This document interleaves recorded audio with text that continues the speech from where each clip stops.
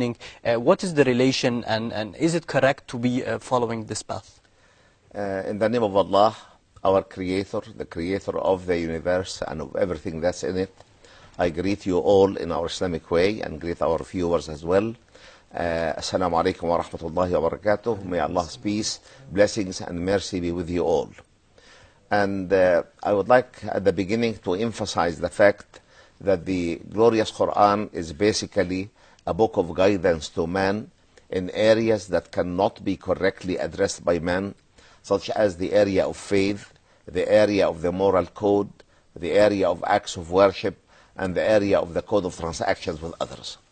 These four basic areas constitute the foundations of any divine revelation to man, because anything Allah knows that man can know through his senses and through his different capacities and faculties were left to man. So, Doctor, these are the basics, Yes. the basics of guidance that you can take out of the Holy Quran.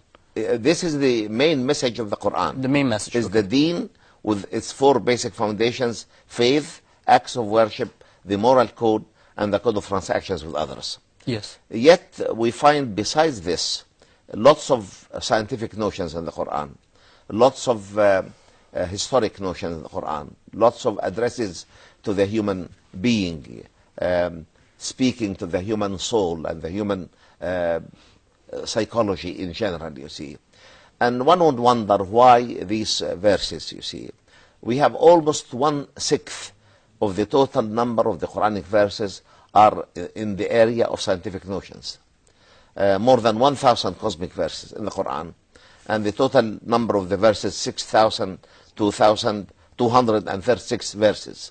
So we get more Could you than please 1,000. explain to the viewers what is the cosmos first? in the first Cosmic as a verses mean verses that refer to the universe at large, Yes. to man, which and includes his the earth surroundings. and the sky and the heaven. Include everything actually. And when we analyze these verses, we come to the conclusion that these verses were not sent down to us as pieces of scientific information per se, because the scientific endeavor was left to man. Yes. And the human intellect cannot perceive scientific notions in one go. We need to look and meditate and investigate and experiment and observe, you see, so that we can reach a scientific conclusion. So these cosmic verses came in the context of testifying to the might, knowledge, and power and wisdom of the Creator. Yes. Because He has created everything with great precision and is running everything with great precision and great care. So these testify to the lordship of the Creator. He is the Lord of the universe. So it's about belief. About knowing your Creator, knowing how great He is, how knowledgeable He is, how wise He is, how powerful He is, you see.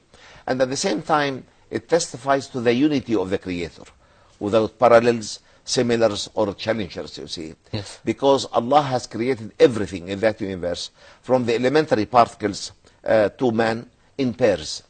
And at the same time, everything is created in the same pattern, to testify to the unity of the Creator.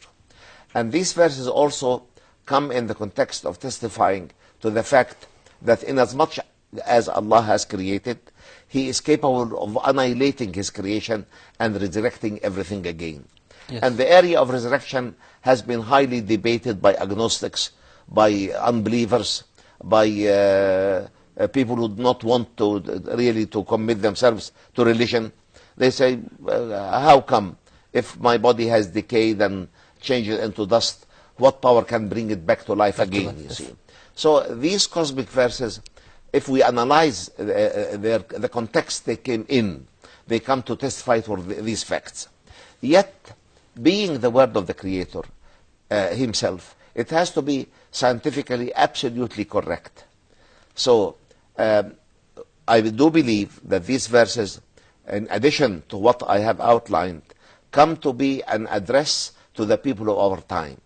Because Allah knows in His eternal knowledge that time will come when man will develop scientifically and technically at an unparalleled pace before, and people will be indulgent in this area of science and technology, and they will always ask for the scientific proof.